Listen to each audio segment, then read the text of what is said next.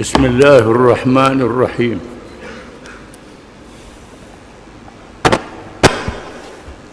Hubungan roh si mati di dalam kuburnya.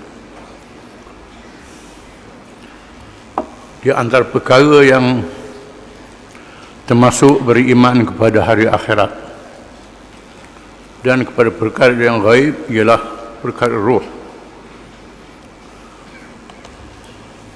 Manakala orang-orang Yahudi bertanyakan Nabi SAW untuk menguji kerasulannya, maka Allah Subhanahu wa taala mewahyukan kepadanya dengan firman-Nya, wa yas'alunaka 'anir ruh qul ar-ruhu min amri rabbi wa ma utitum min al-ilmi illa qalila. Surah Al-Isra ayat 85. Artinya, dan mereka bertanya akanmu wahai Muhammad sallallahu alaihi wasallam tentang roh. Katakanlah roh itu adalah urusan Tuhanku, dan kamu tidak diberikan ilmu pengetahuan malaikat sedikit sahaja. Apabila Nabi SAW nak diuji oleh orang Yahudi di Madinah, Yahudi nak cuba menguji kerasulan Nabi Muhammad SAW. Mereka berbincang sesama mereka. Mereka tanya Muhammad berkenaan roh, dia rasul ke tidak. Berbalah sesama mereka. Ada kalangan mereka jangan tanya, kalau tanya boleh sakit, dia rasul sungguh. Ada yang kata mari kita tanya. Lalu mereka bertanyakan berkenaan roh. Nabi diam, tidak jawab. Sahabat yang meriwayatkan hadis ini berfikir sudah tentulah Nabi menunggu wahyu daripada Allah. Punya membaca firman Allah Ta'ala, wa yas'alunaka 'anir ruh qul ar-ruhu min amri rabbi wa ma utitum min al-ilmi illa qalila. Dan mereka tanya wahai Muhammad berkenaan roh, katakanlah roh itu urusan Tuhan aku, dan tidak diberi kepada kamu daripada ilmu malaikat sedikit saja. Ayat ini dalam surah Al-Isra. Surah Isra diturunkan di Mekah, termasuk dalam surah Makkiyah. Bagaimana hadis mengatakan peristiwa ini berlaku di Madinah. Ibnu Katsir menyebut dalam tafsirnya bahawa soalannya di Madinah, Allah Ta'ala turunkan sekali lagi ayat ini di Madinah untuk mengingatkan jawapannya kepada Nabi SAW supaya diberitahu pada orang Yahudi. Satu riwayat mengatakan orang musyrikin Mekah berjumpa dengan orang Yahudi kerana mereka tahu Yahudi adalah ahli kitab, terima kitab Nabi-Nabi zaman dulu. Kita tanya kawan kita ni hak mengaku jadi rasul, tanya orang Yahudi. Lalu orang Yahudi ajar pada orang musyrik Mekah, tanya Nabi berkaitan roh. Maka Allah turunkan ayat ini. Mungkin dua-dua peristiwa ini berlaku. Dan orang Yahudi berbangga, mereka banyak ilmu sangat, kerana mereka punya kitab. Banyak Nabi-Nabi dan Rasul-Rasul kalangan mereka. Bagaimana Tuhan kata tidak diberi kepada kamu ilmu malaikat sedikit. Dan Allah mendedahkan di dalam ayat-ayat yang lain, di antaranya dalam suratul Kahfi dan surah-surah yang lain, bahawa dibandingkan ilmu manusia Dengan ilmu Allah Ta'ala tak boleh nak banding. Ilmu Allah Ta'ala itu kalau dia ambil 7 lautan yang ada dalam dunia hari ini untuk ditulis ilmu Allah, nescaya air 7 lautan ini kering. Banyaknya ilmu Allah Ta'ala. Kalau air lautan jadi dakwat. Ini kehebatan ilmu Allah Ta'ala. Tambah laut lagi, 7 laut lagi, kering laut itu.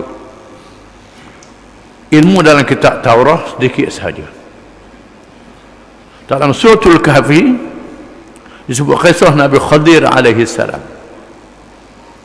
Apabila Nabi Musa menunjukkan kemegahan di kalangan Bani Israel, sila kamu tanya aku, tanya.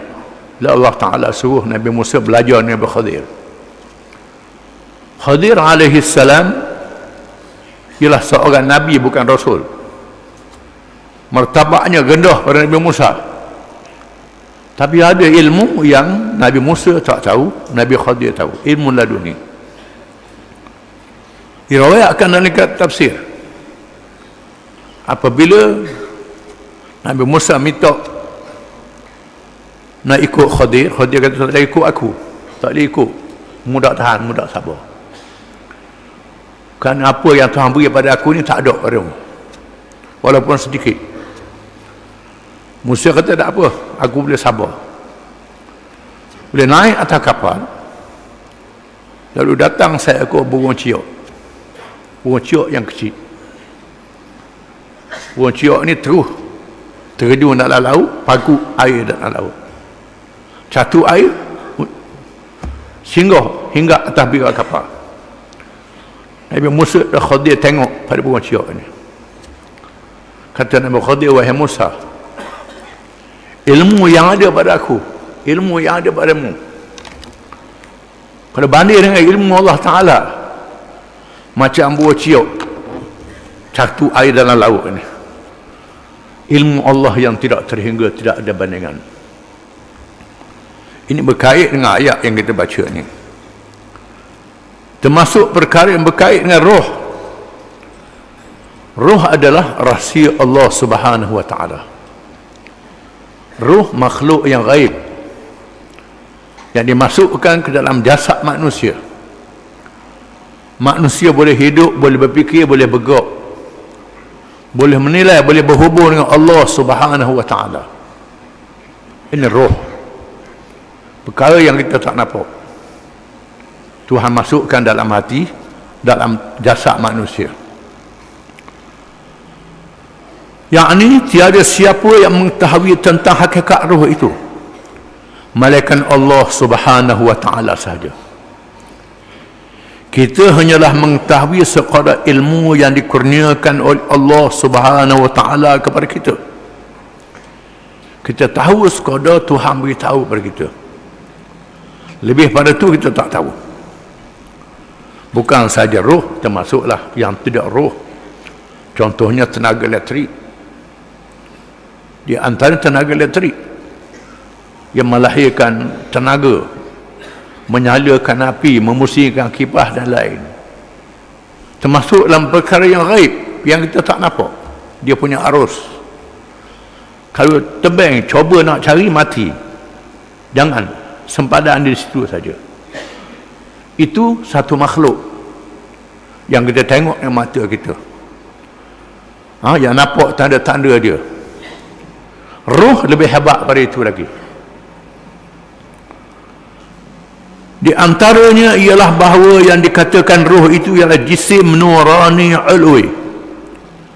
Jisim nurani, nurani yang gaib, yang kita tak nampak, cahaya petunjuk yang tinggi, yang halus, yang tidak dapat dilihat dengan mata kasar.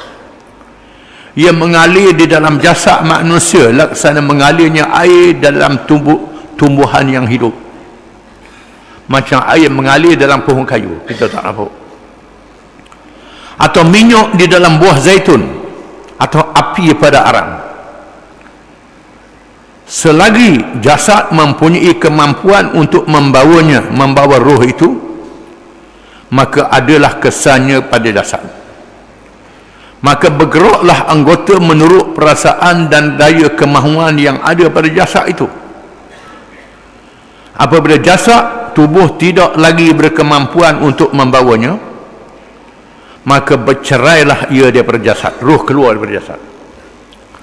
Inilah pendapat Al-Imam Malik Ar-Razi, Fakhrul Razi, Imam Al-Haramain Abdul Malik Al-Juwaini, dan kebanyakan ulama ilmu kalam, ilmu akidah dan ilmu tasawuf.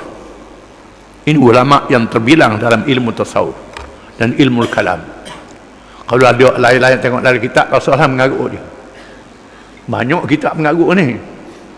Ini kita ambil ulama-ulama yang mu'tabar, yang mujtahid, yang diketahui keilmuannya, kehebatan ilmunya. Dan inilah pendapat yang dipilih oleh Ibnul Qayyim dalam kitabnya Ar-Ruh. Ibnul Qayyim mengarang sebuah kitab Ar-Ruh. Ibnul Qayyim pilih pendapat Imam Malik Ar-Razi, Imam Al-Haramain, berdasarkan dalil-dalil di dalam Al-Quran, As-Sunnah dan Ijma'us Sahabah. Ijma' para sahabat radhiyallahu anhum. Para sahabat ialah mereka yang Islam masa Nabi, hidup sama dengan Nabi, terima ilmu daripada Nabi, bukan ilmu tawakal. Orang kita ni temu ilmu tawakal je, tengok cakap belak, dan ni internet pula, ilmu ku internet, Facebook lagi bodoh. Ni ilmu dengan asanid, dengan sanad daripada Nabi. Para sahabat ambil daripada Nabi, Nabi ambil dari malaikat Jibril, Jibril daripada Allah Ta'ala. Dan ulama-ulama meriwayatkan daripada ulama-ulama sehingga sampai pada sahabat, serta pandangan-pandangan ulama yang muktabar. Apa yang disebut hanyalah dari segi sifat-sifat dan beberapa hukum yang bersabit dengannya, bukannya dapat mengkasyafkan hakikat roh itu. Tak nampak, kerana hakikatnya tertentu ilmunya di sisi Allah Subhanahu wa ta'ala. Ilmu di sisi Allah Ta'ala, orang lain tak nampak, seperti dinyatakan oleh ayat yang tersebut di atas. Inilah qaul yang kuat hujahnya. Adapun yang lain daripada pendapat ini tidaklah mempunyai dalil yang kuat. Setelah selesainya urusan fitnah kubur, maka seseorang itu mendapat keputusan dari kedudukannya dalam kubur. Wallahu a'lam.